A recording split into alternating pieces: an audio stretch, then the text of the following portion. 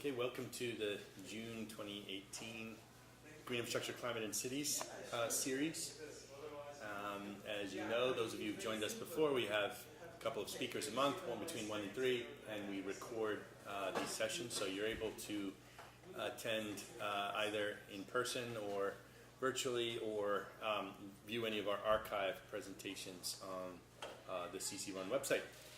And so this month, we're focusing on urban air quality, and we have Dr. Logan Mitchell, who's a postdoc over at the University of Utah, so he'll be joining us through Zoom.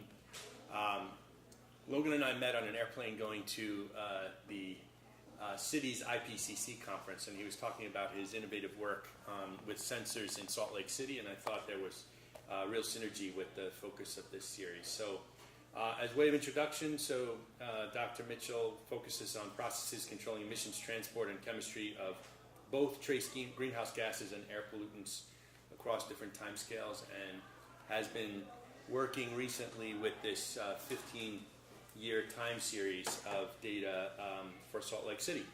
And so with that, we'll have Dr. Mitchell's presentation, and then we'll have time for some discussion. So let me transfer over. There we go. Okay, Logan, you're up. All right. Thanks for having me, and thanks for the invitation and for showing up today.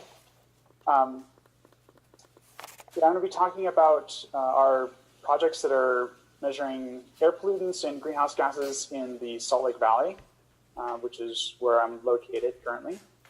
And first, I want to acknowledge, funding agencies and all of our collaborators that we have. There's a lot of people that have contributed to the work that I'm going to present, and so I want to definitely acknowledge that. So thinking about the big picture, we have emissions that are emitted in an urban area or outside, really anywhere. Those contribute to atmospheric composition. And then those can then, if it's a greenhouse gas, it can influence the climate and cause all of the different impacts from climate change. And all of these things have policy relevant. At every stage in this kind of chain, there's policy relevant activities that can go and affect these different factors. And then, in theory, then the policy, when things are operating correctly, then the policy will then go and affect emissions and affect all of these things down the chain. There's also a parallel chain which concerns air quality. The atmospheric composition affects the air quality, which affects your exposure, which then affects human health. And these also have policy implications. Now, the climate change, it's primarily a global issue. There are local impacts, but it's being addressed at a global scale. But air quality is often realized at a local scale. There is some, long-range transport, but primarily it's a local issue. And so, at this synergy between the local and the global scale is actually making measurements and understanding what's actually in the atmosphere, and trying to, understand the issue from there. So that's where we're really focused. This is a really neat paper that was published a couple years ago, and I think it sets up the relationship between greenhouse gases and air quality really well. It looks at the co-benefits of policies to mitigate greenhouse gases, and said, what if you have a greenhouse gas mitigation policy? What would the air quality benefits be from that policy? And when you look at it at a global scale, there's a greenhouse gas policy will result in huge reductions in premature deaths over time. And if you just look at the cost of that, if you try to look at the monetized costs of that, they're actually quite substantial. The air quality benefits are quite substantial. And what's interesting is that while the greenhouse benefits are global and long-term, the air quality benefits are local and near-term. And in East Asia, they're actually quite large, much bigger than the United States. And that's probably one of the reasons why in Asia they're doing a lot to reduce their greenhouse gas emissions. So our goal here is to understand urban air pollution and greenhouse gases to advance air quality research in urban carbon cycle science. So there's different measurement strategies. The typical strategy that you see most often is using a stationary site, and they're really fantastic. You can get really long-term data sets, but typically they're sparse networks and really high-quality instruments. And you also are starting to see dense networks with lower-cost instruments as well. And to give you an example of that, I'll take a little diversion and talk about our long-term record of CO2 in the Salt Lake Valley briefly. So we have now a 16 or 17 year long record of CO2 at several different sites in the Salt Lake Valley. This is all of the data plotted up at all the different sites. And we have one background station that's HDP, which is Hidden Peak, which is at the top of the Snowbird Ski Resort. It's on the right side of the figure. And these results that I'm showing you now were recently published in PNAS, and you can see the paper there. So if you're interested in this aspect of it, you can go check it out in PNAS. But what we found is, so we have these different sites, and this is now looking to the southwest, and these two are the different sites. And then if you look at the diurnal pattern at the sites, so this is by hour of day, up at the University of Utah, you kind of see this moderate diurnal pattern. It's higher at night and it's lower during the day, and that's primarily the contribution of atmospheric mixing during the day. It lowers the concentration, whereas you have a more stable atmosphere at night and a higher concentration. And then you mix in emissions at different times of day to get this diurnal pattern. And out at our daybreak site, which is further away from the city, kind of at the edge of the city, you see a much more reduced diurnal pattern, and that's because it's further away from the city.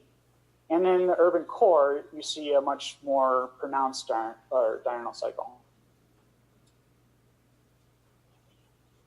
So when you look at the long-term trends from these different sites, you can see up at the university, we're looking at excess CO2. So this is CO2 concentrations that are above background conditions. And we get background conditions by looking at our background sites.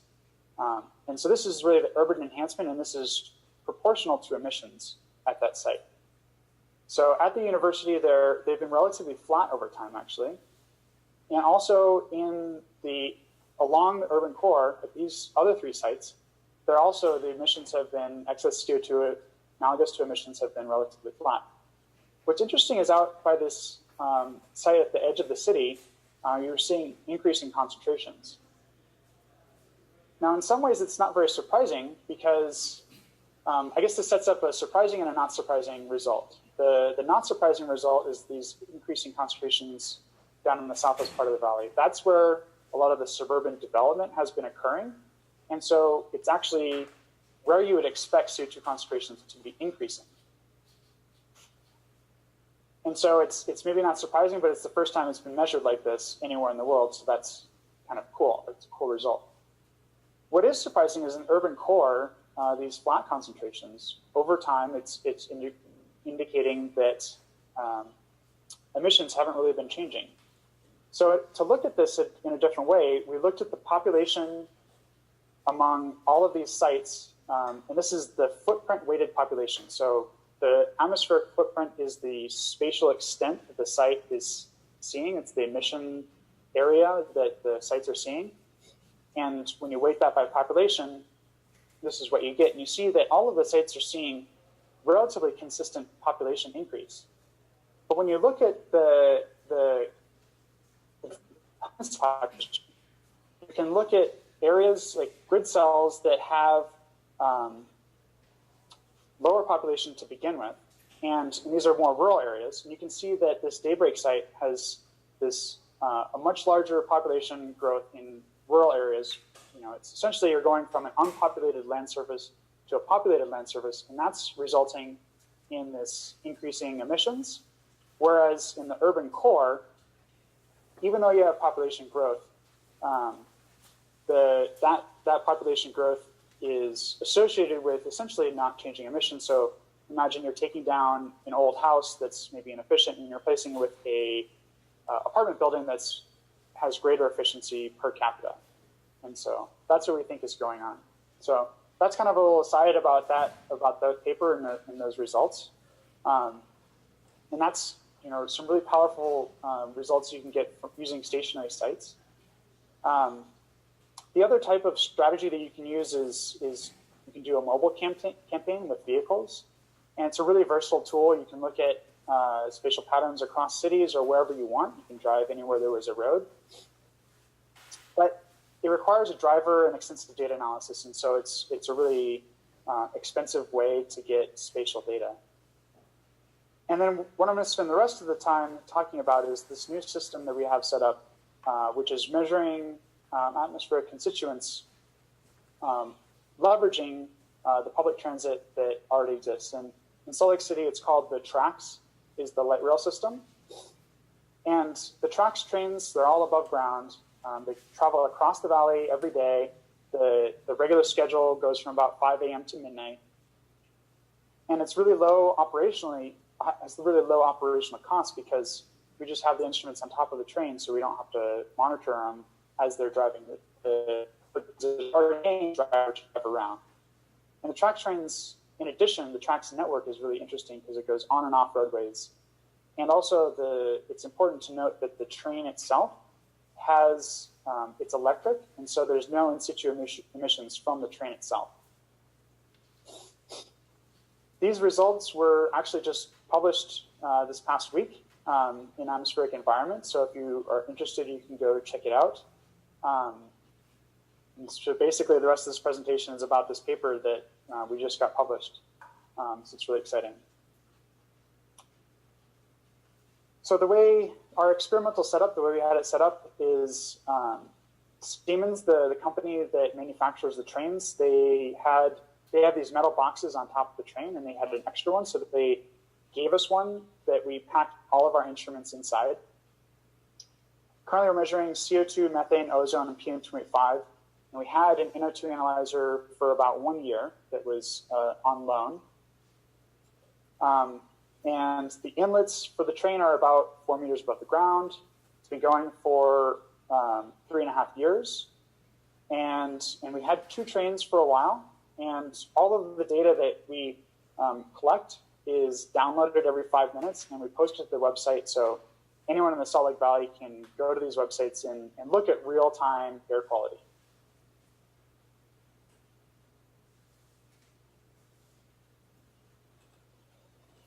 So this is what the TRAX network looks like spatially. And our trains they only go on the red and the green line. They don't go on the blue line. So in the future, if we install it on another train, we'll try to get them. There's a different model of train that travels in the blue line. So that's an area where we can expand. But the red and the green line are really ideally suited for atmospheric monitoring because the red line goes from the northeast part of the valley, right next to where the University of Utah is, and it travels all the way out to that Daybreak area right near where our other CO2 site is. The CO2 sites are the blue triangles. And so it provides a really nice diagonal transect across the valley that goes through downtown out to a really rural area. So it's a really nice spatial gradient across the city. The green line is really interesting because the Great Salt Lake is to our north. And so the atmospheric transport is dominated by lake breeze on and off the lake. And we frequently see plumes go across the green line. And because it does kind of that backward C shape, can prevent characterization in certain circumstances. So now getting to the data, this is back to our Google Earth map. This is what the red line looks like on the Google Earth map. And for reference, here's that network map from UTA, from TRAX. So the University of Utah is up there. There's downtown. There's the whole urban corridor. And there's the Daybreak area over there. And the airport's at the bottom of the screen. So when you lay out average carbon dioxide, and this is carbon dioxide measurements that were averaged over a full year, and that's over 1,500 transects on the red line is the number of transects that were averaged into this figure here. And you can see some really interesting things. So it's you see the highest carbon dioxide in downtown, and it's elevated along the whole urban corridor. Something to note, though, is that some of the nuance here is that the train in this downtown area, the train is actually located in the middle of traffic. So there's two or three lanes of traffic on either side of the train, whereas here it has its own dedicated transit corridor. So there's no cars right adjacent to the train. So there's more than just these urban characteristics. There's also distance to tailpipe emissions. And also in the downtown area, there's a larger building canopy. So there's less atmospheric mixing. So the emissions kind of don't get mixed out as much in the downtown area. So there's several things going on. And then also you can see that CO2 is lowest on the edges of the city. And you can also add in the green line averages here. So this is 1,300 transects over that same time period on the green line. And straight to things pop out. Where the green line and the red lines overlap, you can see really good agreement between the two averages, which really gives us confidence that on any one day, you might see different signals, but when you average it out, these are really, really significant. Even the small features are really significant. You can also pick out really prominent features. So for example, if you look at basically every single road in the Salt Lake Valley that you look at shows elevated CO2 concentrations. Now, of course, this is exactly what you'd expect because we know that CO2 is emitted from traffic. But this is the first time that we've been able to see that contribution in a really visual way. So you can also, because this is such a rich data set, we have a bunch of transects throughout the day. You can actually look at the pattern of CO2 concentrations throughout the day. So this is what it looks like early in the morning from about 6 to 8 in the morning. And you see that CO2 is really elevated, and that's because of the emissions from morning rush hour traffic, and also the boundary layer, the nighttime boundary layer is still apparent here. And then I'm going to step through, and this is now from 8 to 10 in the morning. You can see concentrations going down, and 10 to 12, 12 to 14. And what you're seeing here is this turbulent mixing of the daytime boundary layer is reducing CO2 concentrations, just like we saw at our stationary sites. So again, this is later in the afternoon, and then towards the evening, concentrations start to go back up as the rush hour traffic in the evening and the planetary boundary layer starts to decline. So we're seeing the contribution from emissions, from biological uptake, as well as atmospheric transport in these figures. So here's looking at that same sort of data, but looking at it in XY plot. And so these three plots show different either seasons or time of day in the middle, or sorry, day of week, and then the bottom is the time of day. And just focus on comparing the urban corridor with out by daybreak. And some really interesting features show up. And you can see the different, especially the magnitude in the urban corridor is much greater than out by daybreak. And that's because the greater emissions when you're looking at winter versus summer. Similarly, with Tuesday versus Saturday, you see higher concentrations during the weekday when there's more traffic. And on a Saturday when there's maybe not as much traffic along the urban corridor, you see lower concentrations. And then same, just like talked about before, this is essentially looking at an XY plot of all of those figures I just showed.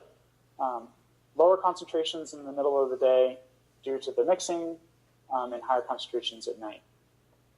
And again, this is just the same sort of information you can get from a stationary site, but it's like you have a stationary site everywhere across the whole valley that we can look at. So the amount of data, the spatial data that we're getting is really rich, and really illustrates the rich temporal nature you can get from a public transit mounted platform. That's really key. It's because these trains are running all the time, and so we're collecting data all the time. So in addition to CO2, we're also measuring methane, and methane has a really different spatial pattern than CO2.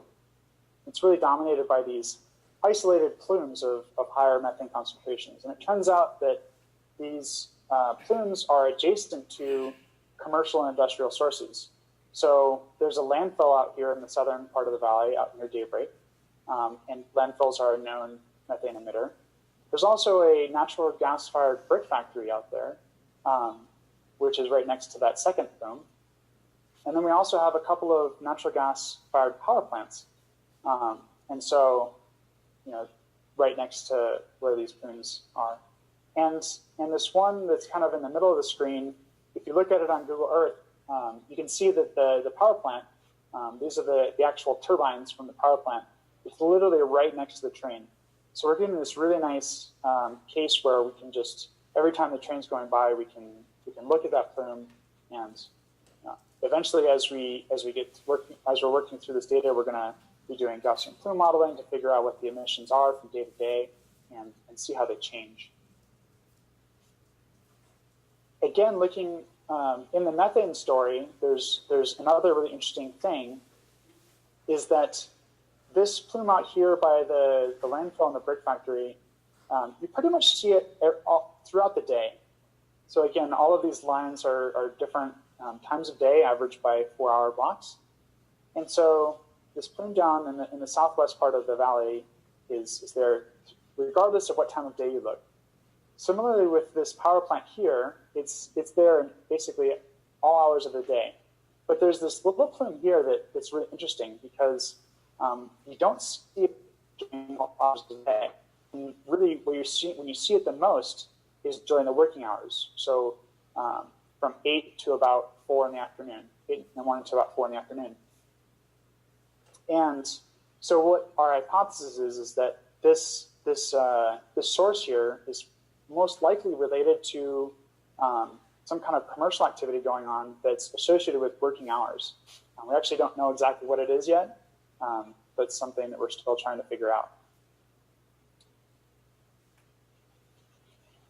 So those were greenhouse gases, but another big component of the project is looking at the air quality. The Salt Lake has 2 air quality issues, and currently we're in violation of federal air quality standards for both of these issues. During the wintertime, we have persistent cold air pools, which is when you get cold air in the bottom of the valley, and it essentially prevents any mixing, and so the emissions build up, and you have really high particulate matter. PM 2.5 is particulate matter with a diameter less than 2.5 microns. In the spring and the summer, we have high levels of ozone. These come from stratospheric intrusions, from urban precursor emissions, as well as long-range transport from Asia. So we now have the power to look at the spatial patterns of these different pollutants. So here's what ozone looks like, and it kind of has the opposite pattern of CO2. It's higher on edges of the city, and then it's lower in the middle of the valley. And there's some really interesting features. You can look at actually the titration of ozone by NOx along the I-15 corridor. So this is the road you're seeing there in the middle is Interstate 15. It's one of the biggest roads in the valley, and everywhere where the train crosses the freeway, you're seeing this really prominent signal.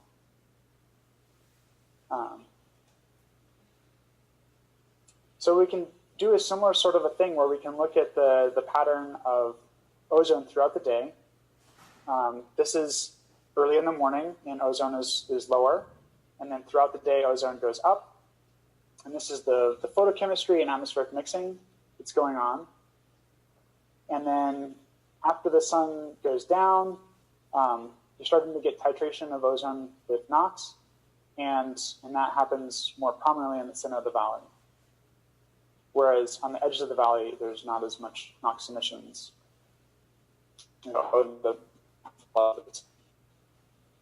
So since ozone is a criteria pollutant, it sets up this really interesting question of long-term versus short-term health impacts from ozone. Are the health impacts being driven by the average ozone or by peak concentrations? So the way that I've been thinking about this is if you look at the average concentrations throughout the day, you see this spatial pattern. But if you looked at just during the afternoon, it's pretty uniform throughout the valley. And so here's a similar way of looking at that on an XY plot along the red line. And you can see that yellow line is the mid-afternoon. When ozone is the highest, it is uniformly distributed throughout the valley. But in the morning and towards the evening, that's when you see this really big spatial pattern. That blue line is from 4 to 8 in the morning. And you see there's like a 15 part per billion gradient across the red line. And those, so you can start to ask the question of, what are the health impacts from ozone? And if we could map the health impacts from ozone on top of these spatial patterns of pollutants, then we could start to understand better how the local air quality, hyperlocal air quality, is affecting health. Looking at particulate matter, and so this is in the wintertime, and these next couple of slides are showing just an average over a brief period of time during the winter. This is one of the common patterns that we see along the red line, where PM2.5 is highest in the center of the valley and it's lowest on the outside. Now, this particular pattern is a common one that we see because the Salt Lake Valley is kind of bowl-shaped. So the red line on either side is a higher elevation. So the PM2.5 is settling down at the bottom of the valley during an inversion. But and something that's interesting about that is that it's the exact opposite pattern of ozone. So it's interesting to think about different, it's not one part of the city that has all of the bad air quality impacts. Different parts of the city can have air quality impacts at different times. But this isn't the only spatial pattern that we see in PM2.5. We also see times when the pollutants are concentrated in the southern part of the valley. And we also see other times when the pollutants are concentrated in the northern part of the valley. And so understanding these spatial patterns, ultimately something that would be really cool to get to someday is being able to have a hyperlocal air quality index. People could check on their phones and say, should I go outside and exercise, or should I not go outside and exercise today, based on where I am specifically within an urban area.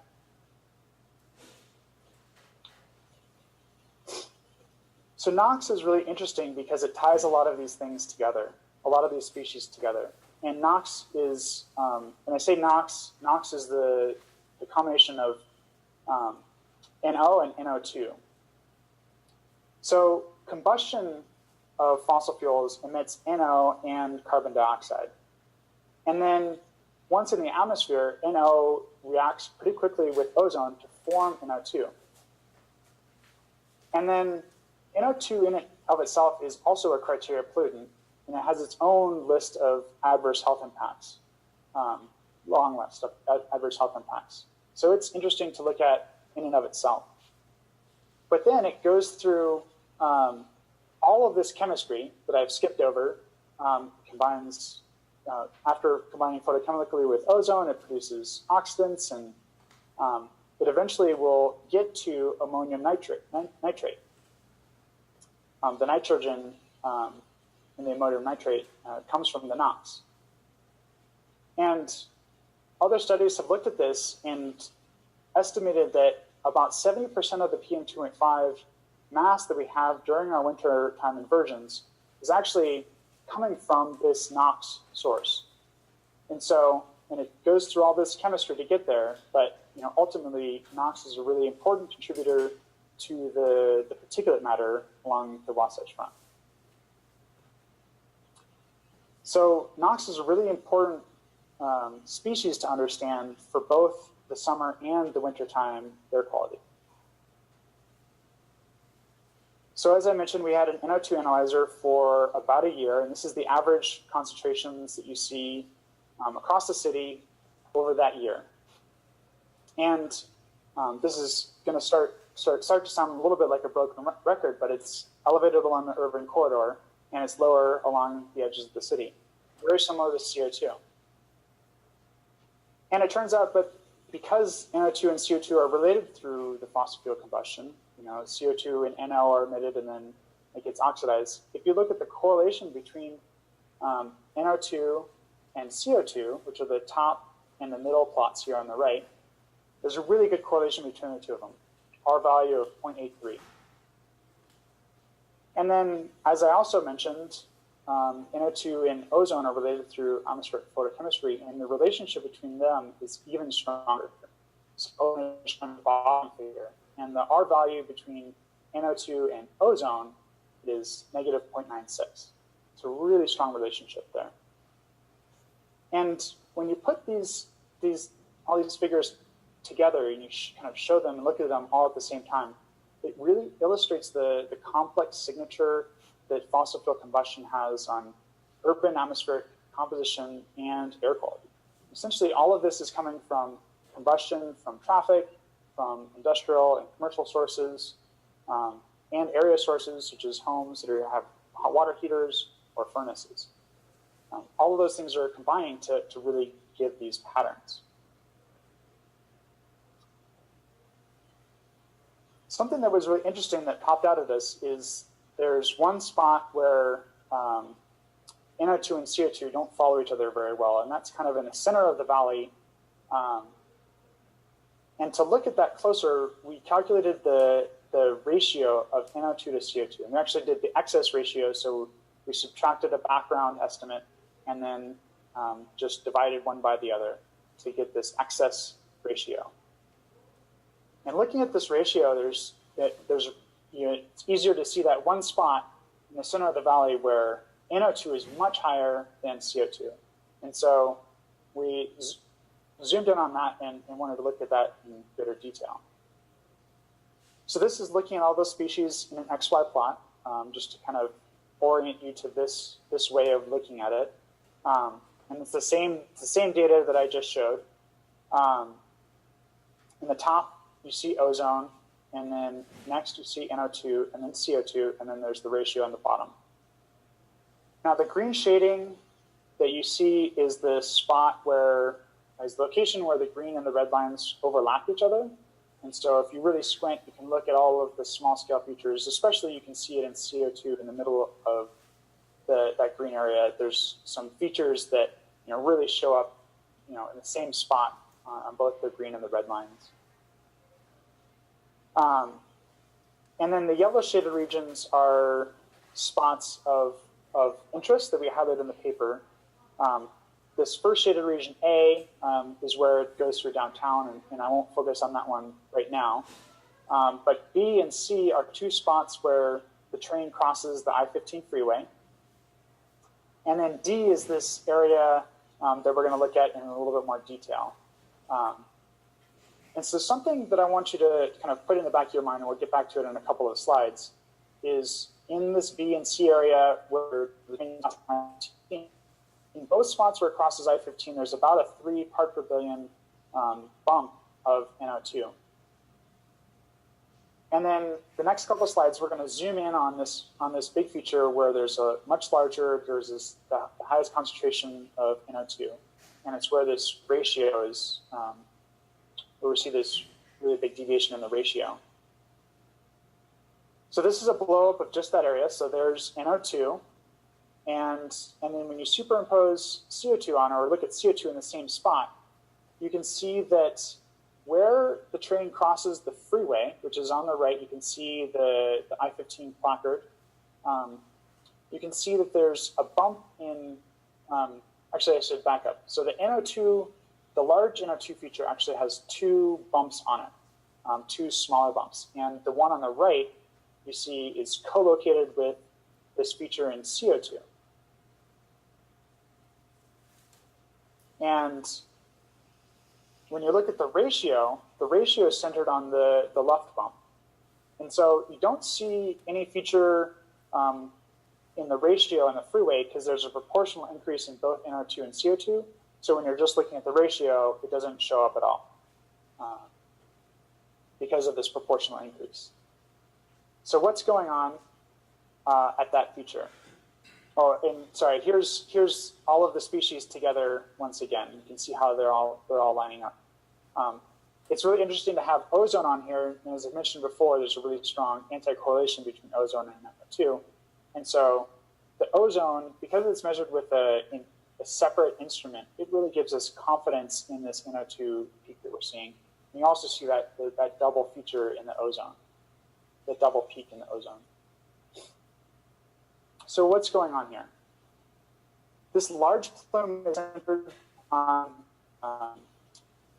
there's a Union Pacific locomotive rail yard in that spot. And this big feature that's showing up in the ratio is what's, is coming from, is centered on this Union Pacific rail yard. And then the freeway contribution, which is about, half a kilometer away from the rail yard. If you look at the NO2, the size of that NO2 bump, it's also about 3 parts per billion, which is consistent with the other spots in the valley where the train crosses I-15. So you're really seeing this consistent contribution of CO2 and NO2 along freeways, and it's superimposed on top of this much larger feature. And so this ratio can be a fingerprint of these different emission sources. We can also look at the spatial extent of this ratio. So this is just looking at the ratio and looking to the east, and you can see that it's slightly elevated for about 3.5 miles, about 5.5 kilometers, north and south of the Union Pacific rail yard, which I have there's a little icon showing that. And again, this is the average condition. So from day to day, as in different wind conditions, this NO2 plume from the rail yard will be transported to different parts of the city and contributing to worse air quality. Now, what's going on here? Why are there such high NOx emissions from the rail yard? Rail yards have diesel locomotive engines. They're called switchers. It's a switch yard, and these diesel engines are called switchers. And what they do is when a big train comes into the rail yard, these switcher engines will go and move cars around.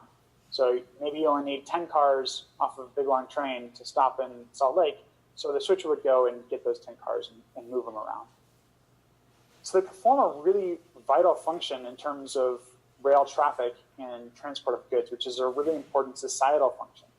I think it's really important to note that they play this really important function in our economy. But because they're really big diesel engines, they often operate 24/7, and when they're not in use, they're often just idle. The reason why is that it's because they're big diesel engines, they're difficult to start. And over time, they use water to cool the engine blocks. So you can't turn it off because otherwise the water would freeze and destroy the engine block. So about the same time that I was working on this data analysis, some folks at the Division of Air Quality were doing some research into the NOx emissions from these switchers, and they looked at the composition of the switchers in Utah, and there's about 60 of them, 49 of which are operated by Union Pacific. And they found out that about 30% of the switchers are Tier 0 and about 70% are Tier 0 plus. And that's basically like 1980s, 1990s pollution control technology. Essentially, they're the very first level of pollution control technology as defined by the EPA. And we're up to Tier 4 now, and the modern diesel engines that are made have to comply with Tier 4 emissions. And if you were to upgrade a Tier 0 plus with a Tier 4 to a Tier 4 emission standard, you reduce NOx emissions by 90%, about 90%. The Division of Air Quality then looked and said, what would be the emission cost reduction per pollutant emitted? And they found out that it's about $3,400 per ton of emission. And so this is kind of the cost-benefit ratio of improving air quality. And the Utah Air Quality Board, which is responsible for looking at possible ways to improve the air quality, they have a range of costs that they're willing to consider for mitigation actions. And it's well within their range goes up to $6,500 per ton of emission reductions. So it really illustrates that this that fixing this would be a really cost-effective way to improve air quality. One interesting side note is that states are actually prohibited from establishing emission standards for locomotives in the Clean Air Act, but they can offer incentives or MIUs to encourage clean tech upgrades. And interestingly, there was actually a bill in the state legislature this past year to provide incentives to Union Pacific to upgrade their switchers. And the bill ended up not passing, but it was because of some of the details they needed to figure out and make sure that the switchers, if the state of Utah is paying to upgrade them, that they end up staying in Utah. You can't then move to the stricter air quality standards. So it's possible that the bill will come up in the future, and it's possible that it could be passed.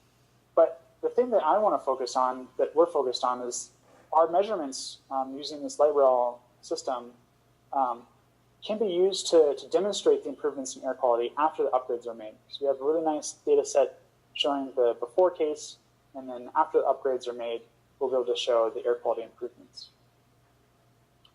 So just to conclude with some take-home points, we're using this really cool platform to make measurements of air quality and greenhouse gases.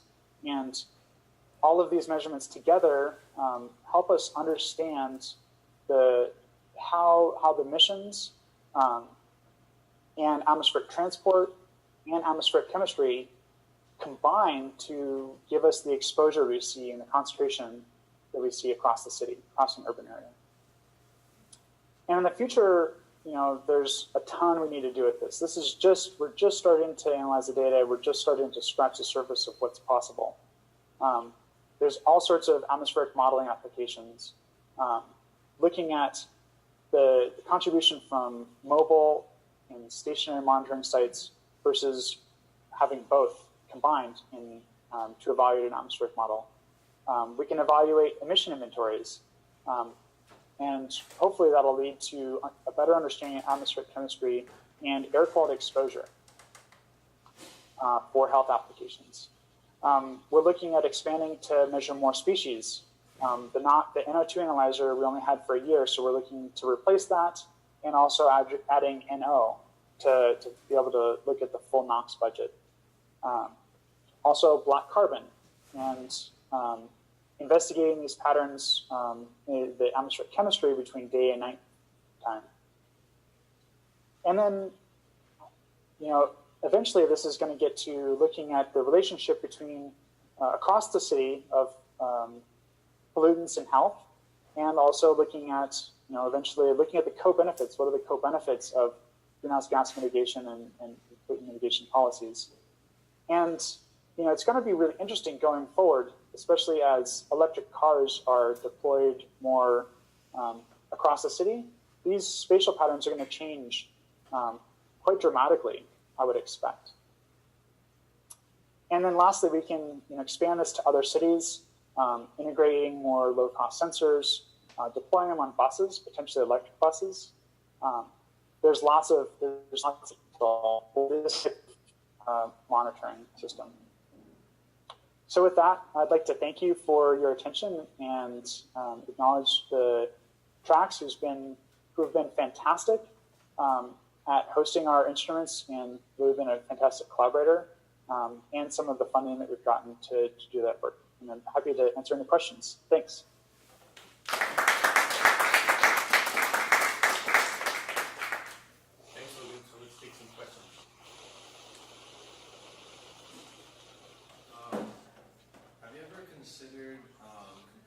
results to cities in Europe that kind of use more light rail and how like that light rail affects their air pollutants?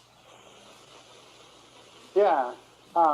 So the only other city that has, the only other kind of medium-sized, so the question was, have we ever considered comparing it to European cities that have more light rail and potentially more public transit opportunities? The only other city that I know of that has an analogous measurement system is in Zurich, and I think they're just measuring air quality. They're not measuring greenhouse gases, and their model is to deploy lower cost sensors on a bunch of trains. And so it becomes a challenging issue to figure out how to calibrate a bunch of instruments. The instruments that we've deployed are a little bit, they're kind of research grade, kind of middle of the road in terms of cost, a few $1,000s instead of a few $100s. And so they're much more reliable, and we're able to trust the measurements more. So it's just a different model. But going forward, that's going to be a fascinating thing when we get this type of thing deployed in other cities to compare. Ultimately, that's something that would be really useful to compare cities in the between the U.S. and Europe, but also even within the U.S. Every city has different levels of sprawl and different characteristics around the cities. So it'll be really interesting to be able to compare cities to each other. Thanks, Logan. This is really interesting. I think the data set you have is pretty powerful. One of the things that I see on your future directions is to understand the difference between day and night measurements. So I'm curious with the excess NO2 to CO2 ratios, if you have any sense for what you would expect on that between day and night, or I mean, it's clear that photochemistry matters significantly with those NO2 measurements in the ozone. So yeah, how would you expect that to play out?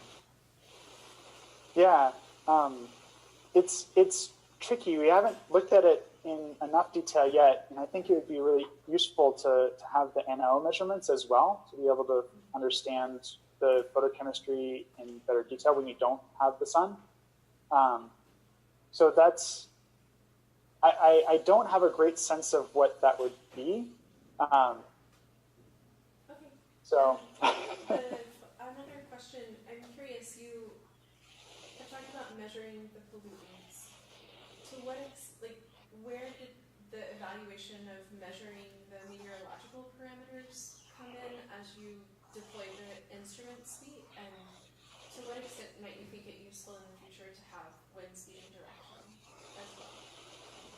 So in Salt Lake City, we're pretty lucky in that in the University of Utah Department of Atmospheric Sciences, we have a really strong mountain meteorology group, and they have deployed something like over 70 or 80 meteorologic stations across the city. And so we don't have very good wind speeds. We don't have any wind speed and direction on the actual train itself. We're thinking about adding that. But we have a whole bunch of met stations around the city that provide lots of information for being able to interpret that. That's great. So is anyone planning to use those two sets of measurements in concert to do data assimilation to try to understand the influence of specific emission sources in the city? Yep, that's exactly where we're going. So we have a paper that's using the WRF stilt model, which is the WRF is a meteorologic model, and stilt is a Lagrangian particle dispersion model that John Lynn in our group has developed, and that's pretty widely used. And so, but we're looking at the application of the WRF stilt model becomes challenging at the when you get closer to the ground, and also when you're in different the near field emission sources make a bigger contribution when you're closer to the ground, and so we're in the process of making updates to that model to be able to better quantify near field emissions that will help us to use that. And that's more focused on the stable species like CO2 and methane.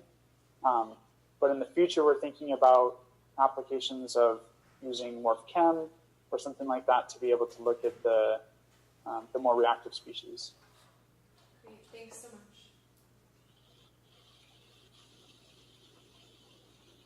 I have a question. So you've been focusing on trying to find sources of contaminants and emissions in the data. One of the things that we're focusing on in this seminar series is the role of green spaces in cities. And I'm just curious if you've ever looked, sort of mined the data the other way around to see if, there are, I don't know, if the train goes through a heavily vegetated area, if you can see sort of the opposite, if you can see reductions in air pollution or in CO2, for example, as a result of some of the plant processes.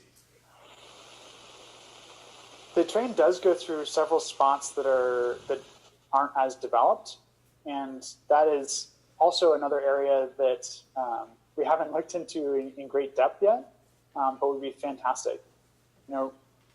This whole project. So, kind of the backstory of this project is we got it started kind of just by accident.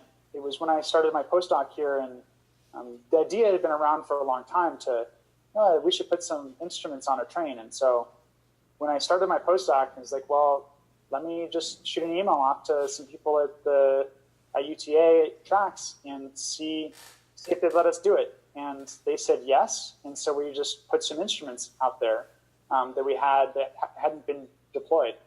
And so it's kind of been running really without any funding. The funding agencies have paid for my salary, I guess. But there hasn't been any direct funding for the project itself. And so we're in the process of, now that this paper is published, getting some funding. We just got some funding. We're in the process of getting some funding from the state to maintain air quality measurements for a few years. And then, there's all sorts of interesting questions that we can ask, like looking at vegetation. We have temperature sensors on the trains also, so we could look at the urban heat island. We haven't looked at that data yet. Really, we need like 10 more people looking at this data, mining it, and doing all of these future directions. So, yeah, really interesting. I mean, that in particular, I know you showed reductions in certain greenhouse gases in the rural areas, but I would be particularly interested to see the green spaces in the built, like right in the middle of the city, if you can see any benefit at all, even at temperature. Temperature is another one that would be really exciting. I had one other question. Actually, I had a bunch of them, but I don't want to pick up those. Nobody else is suggesting another question. So you're kind of scary, I would assume. If I was a brick manufacturer or something, I would find this pretty threatening, right? You're able to detect the impacts of my activities on the public. And I'm just wondering, what tracks or anyone else, if you've had to manage, I know others who I work with in different cities who do stuff with images have had to deal with, anonymizing or, let's say you're taking a picture of a city over time, you can actually see in people's windows and you have to be careful about that because there's personal. So has this come out at all, the fact that, your data set could really reveal a whole bunch of issues? Is that something that people are concerned about, or are you kind of flying under the radar in that sense at this point? Well, I guess it's tricky, as you say, but whenever that comes up, I try to emphasize that our goal is not really to making it out to be a bad guy, but often people don't know that there's a leak or something like that. And so, one application of this is, we've actually been talking to one of the natural gas power plants to figure out, what we'd like to figure out is how much methane is actually leaking. And methane is, or natural gas is about 95% methane, so it's basically the same thing. And if we could quantify how much methane is actually being emitted from that power plant, that goes into their basic costs. They're leaking out their product that they could be burning instead to make electricity.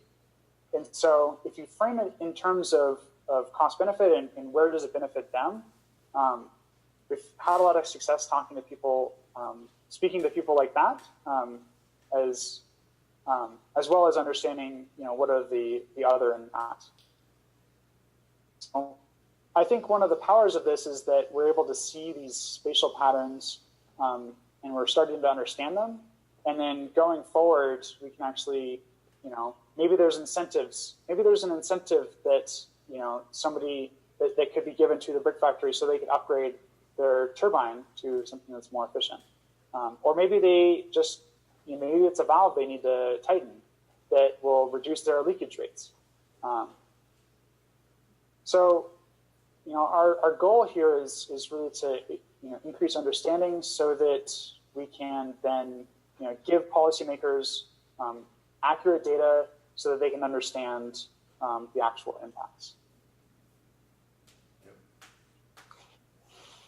And additionally, I would say there's, especially locally in the Salt Lake Valley, there's a lot more buy-in and action on air quality.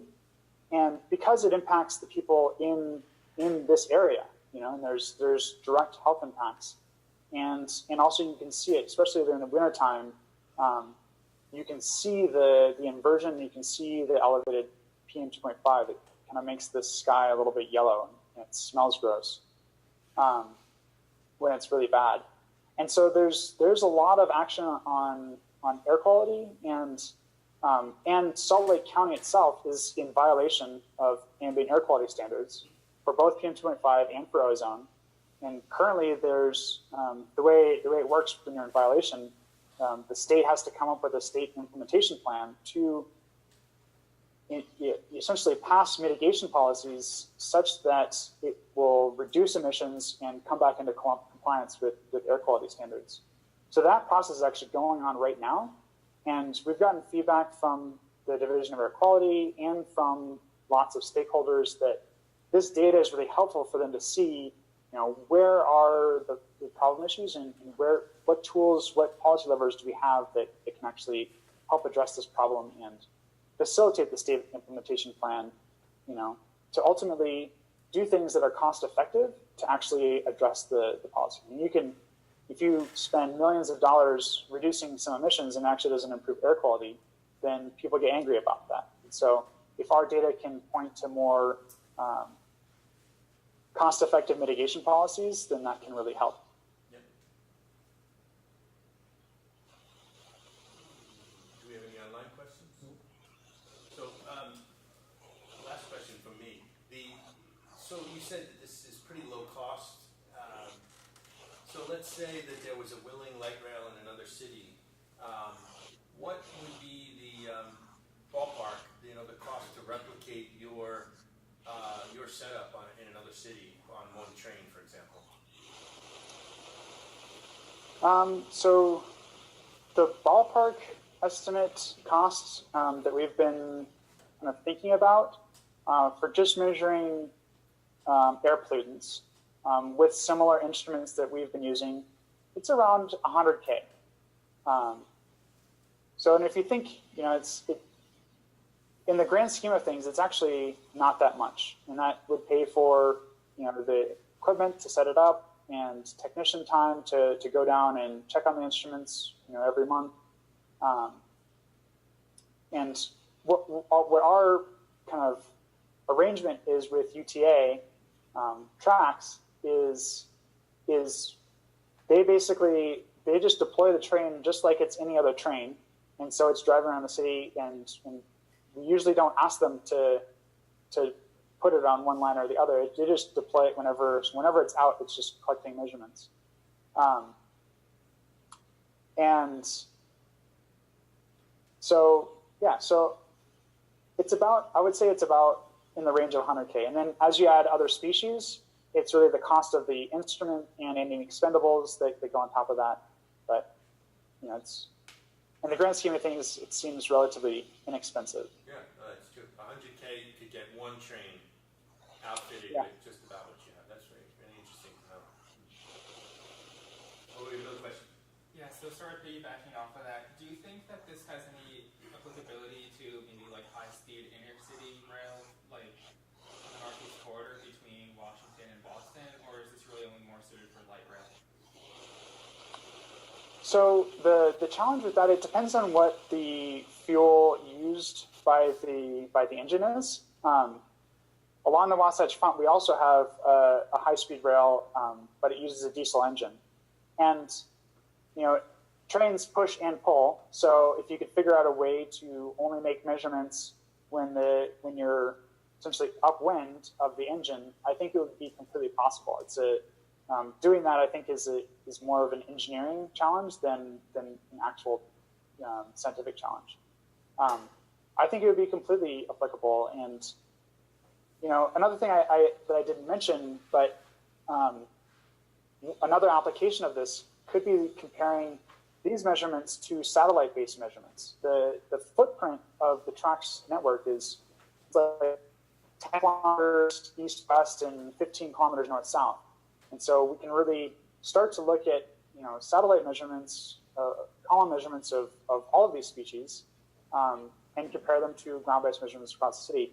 And when you start talking about the Northeast Corridor on high-speed trains that are going between cities, you're really looking at something that would be applicable, comparable to satellite products. That would be really useful for comparison purposes.